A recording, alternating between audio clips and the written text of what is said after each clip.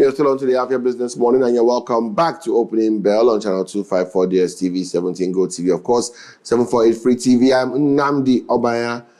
Now, for almost as long as Nigeria has been a nation, the Nigerian National Petroleum Company has held sway over the Nigerian oil domain, and no one dared to touch the throne of the tyrant.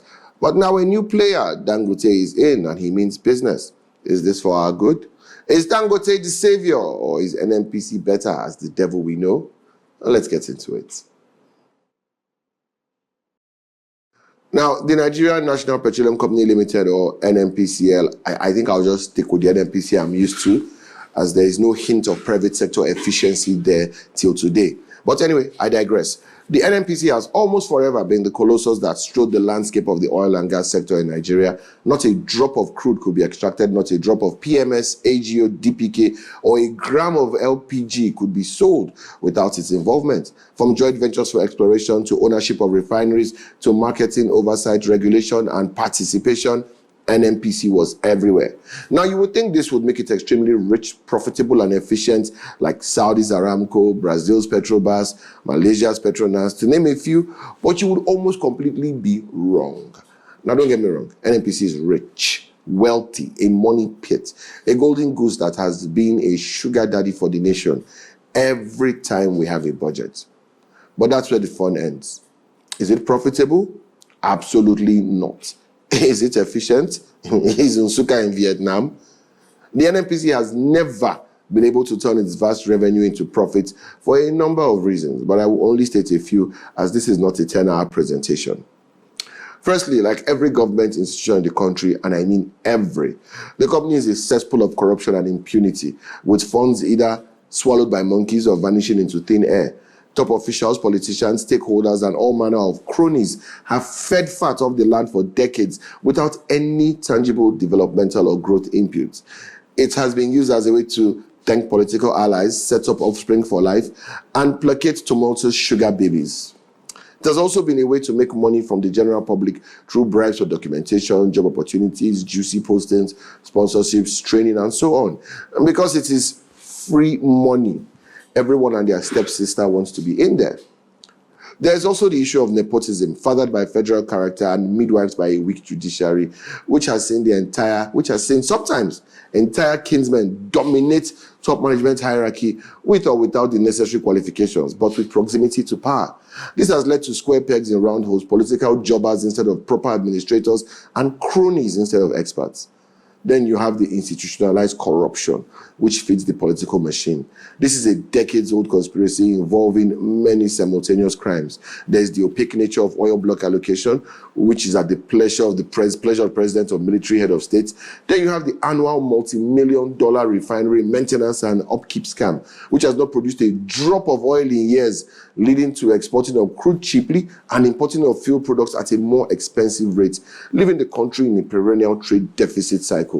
Then the granddaddy of them all, the subsidy scam. This scam saw unscrupulous marketers collect subsidies from governments to sell cheaply, then take the same fuel and sell to neighboring African countries at a premium and hoard the rest, create artificial scarcity, then sell to black market practitioners at a higher price. All in all, NNPC has for the longest time been a big national crime scene. So in comes Africa's richest man, Aliko Dangote, and he wants to take on this hydra-headed abomination, which I think illegally is a regulator and a market participant at the same time, only in Nigeria. Well, for decades, after billions of dollars, Nigeria has not been able to get one of her refineries in Lagos, the two in Port Harcourt, Warri, Kaduna working, with the largest volume being the two Port Harcourt refineries, joint capacity of 450,000 barrels per day. Aliko Dangote swoops in, and in just over half a decade, goes from idea to a fully functional 650,000 barrel per day refinery.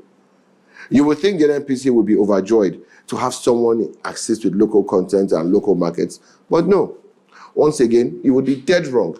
They instead decided to go to war with him, first refusing to sell crude within the country to him in our own currency, one of the features of our sovereignty, and then to hoard it and overprice it, forcing him to buy from other countries.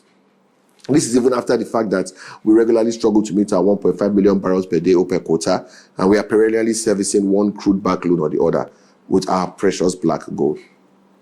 To make matters worse, they don't even pity Nigerians, hiking their prices to almost the range sold by independent marketers who buy from them, while also selling the product they import, as they're not get working refinery, at a high cost to marketers. So Dangote comes in and starts dropping gantry prices and letting production costs and the free market, not the witchcrafts the NNPC uses, to determine pricing. What does the NNPC do? Well, first, they try to create obstacles for him. But in all fairness, the timely intervention of President Tinubu to meet with Dangote and clean house at NNPC poured cold water on that challenge. What next?